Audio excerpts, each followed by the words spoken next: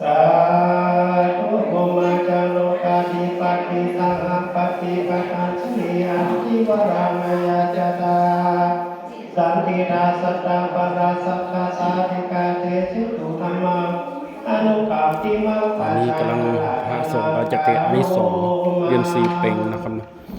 เล่นแล้วจะได้นะนะโมตัสสะ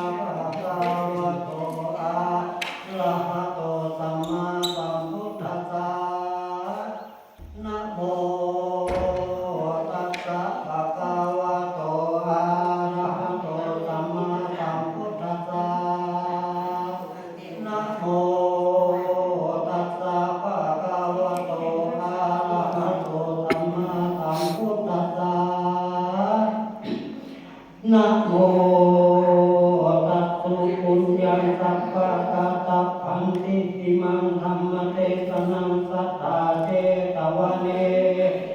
วิหารันโตอาคิปุตตะพรหมนะอารัมภะกะเทสีสัทธาสัพพันอยู่พระพุทธเจ้าแห่งเฮาเมื่อในขอละอยู่ในป่าเทกวันนะ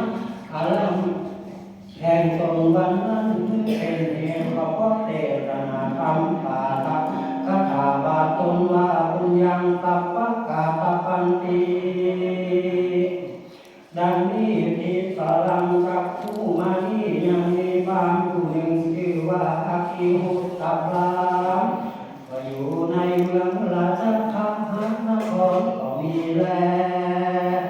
ส่วนว่าพรามผู้นั้นปกติมาใส่มือดังไฟไว้ยังในที่นั้นเพื่อบูชายังเทวดาทุกวันทุกคืนก็มีแลยังมีในวันหนึ่งนั้นใส่พระพุทธเจ้าก็จะลงพระแลบาทเมื่อเจ้าพิคุสังกัสสะเจ้าทั้งหลายก็เข้าไปสู่เมืองราหะคานครเพื่อจะไปดินที่บาดยามนั้นก็หากเป็นเวลาหนาวเย็นมากนั้นก็มีตีนมีอันสั่นละสายพามอยู่นั้นมันก็หากเจ้าภิกขุทั้งหลายมีพุทธเจ้าเป็นประธาน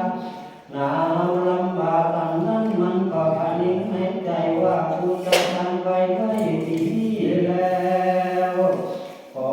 จากนี้มนต์เจ้าภิกขุทั้งหลายมีพระพุทธเจ้าเป็นประธานมานั่งอาสนะเพื่อจับมือผิงไฟที่ดังไว้นี่ว่าอันแลในวันลุงเจ้าพรามผู้นั้นมันก็เอาให้หลวงครับตั้งเข้าน้ำโภชนาของอันควรเกี่ยวควรจำทั้งหลายต่างๆมาหันดาวไว้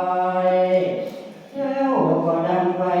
ลุกเป็นเปลวไฟที่นั่นหันแลวันนั้นก็อาจเป็นวันเดือนสี่เพ็งแลในกาลเมื่อนั้นพระพุทธเจ้าจับไปบิณฑบาตในเมืองราคหนครกับตามเจ้าภิกขุสังฆะทั้งหลายก็มารอดถึงที่พานอยู่นั้นมันก็นิมนต์พระพุทธเจ้ากับภิกขุสังฆะทั้งหลายมือขึ้นนั่งเหนืออาสนะแล้วก็มืออิงยังไปอันใดดังไปนั้นก็มีตามเข้านั่งโภชนาอาหารเข้าต้มเข้าหนุ่มเข้าจีเข้าหลามหมากเมี่ยงปุยาแลของอันควรเที่ยวควรกินอันปานิต่ออาภรณ์แก่เจ้าภิกขุสังฆะทั้งหลายมีพระพุทธเจ้าเป็นประธานในที่นั้นแลสัทธาสัพพัญญูพระพุทธเจ้าในแต่และเทวดาและกิจอันสันเขาจักเมตตาอนุโมทนา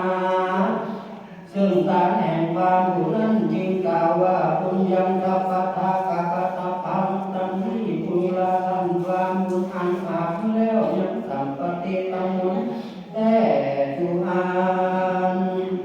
ผู้อาคัลละผู้มีปัญญาเพิ่งรู้กระทำบุญในกาลวันใดยามใดพอดีไปเป็นมังคละอันประเสริฐแก่ผู้คละหญิงใจตั้งหลายทุกวันทุกคืนจะแลเข้าของสัมปติตัมมวลถุงนั้นคือจันนาหัวควายรถเกียนยาที่กาว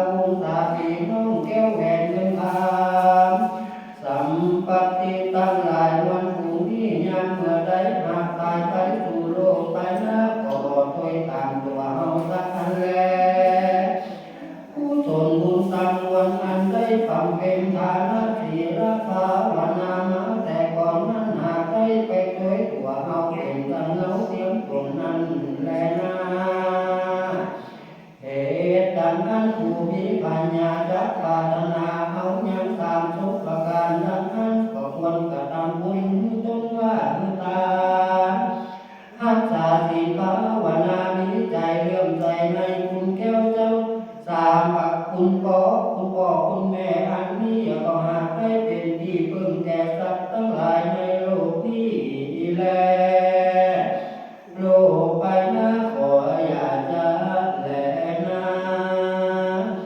ทุมเหพระตาวันตาสุตันทั้งหลายจงจำไว้อย่าเสียทรัพย์อย่าประมาทประมาทยังคุณแก้วต่างๆและคุณพ่อคุณแม่เป็นต้นคุณสั้นรักษาศีลมีกัจจะอันมันเที่ยงนิดทีหรือมีเข้าของเงินคำเต้าใดก็จักเสมอดังคุณแก้วต่างๆแล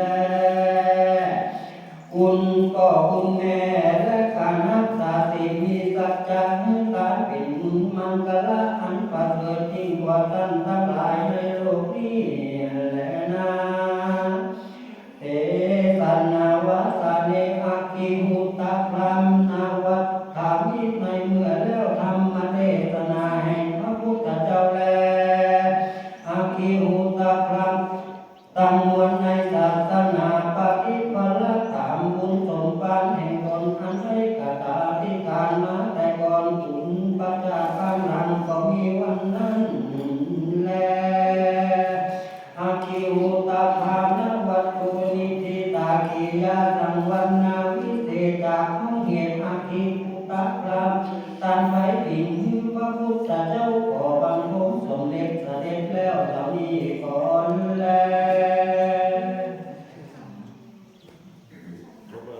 เจ๋งยาวดีกองจบแล้วว่าเจ๋งยาวครับ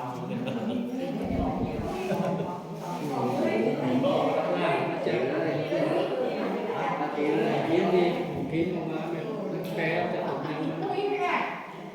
ก่อนตัดสั้นลงไม่ครับส่วนนี้สั้นกว่า ดีดี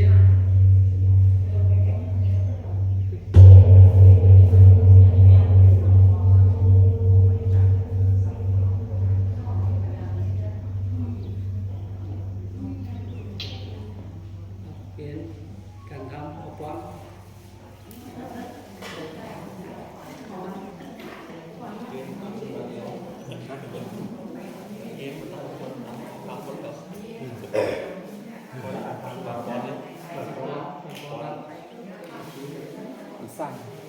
กัปปิลิโยวิวัตตันตุสัพพะโลโกวินัสสันตุมาเถภวัตตันตาโยทุติติคายุโกภวะอภิวาทนาสิริสามิจังกุลาปัจจานิโก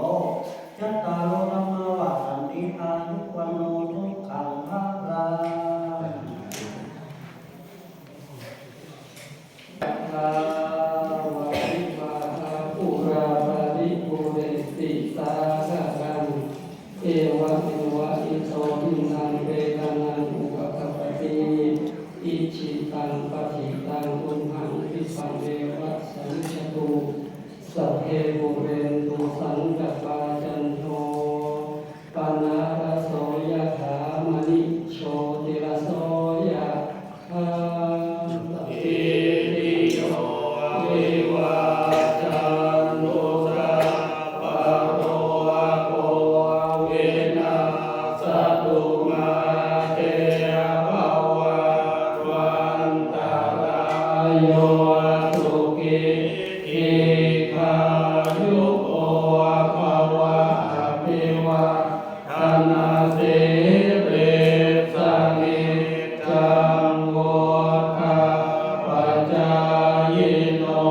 จัตตารโอธรรมาวัฏันติอายุวันโนสุขังปาราสิทธิกานังราภังโสติปะคยังสุขังปะรังสิริอายุจวันโนจะโภคาโวติจยส เผาแล้วครับผม วาส เผาพระเจ้าแล้วครับ สาจะอายุจะเจวะสิทธิ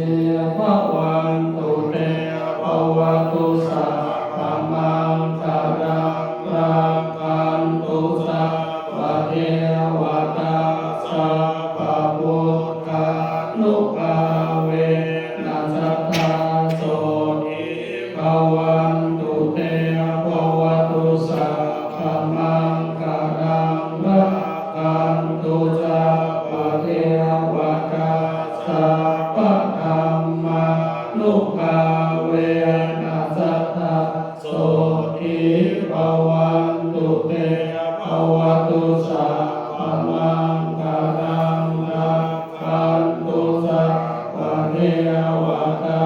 สัพพสังฆานุภาเวนัสสตาโสทิภาวันตุเต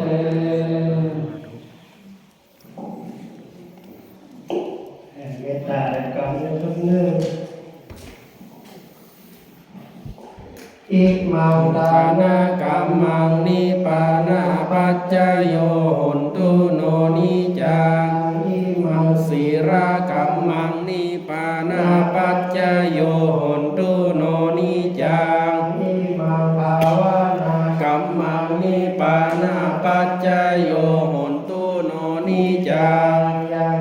เจกุสารังกาตาพังกัมมังสัพเพหิกาเตหิกาตังปุญญังโนอนุโมทันตุสุนันตุโอนโตเยเดวะอาสามิงดาเน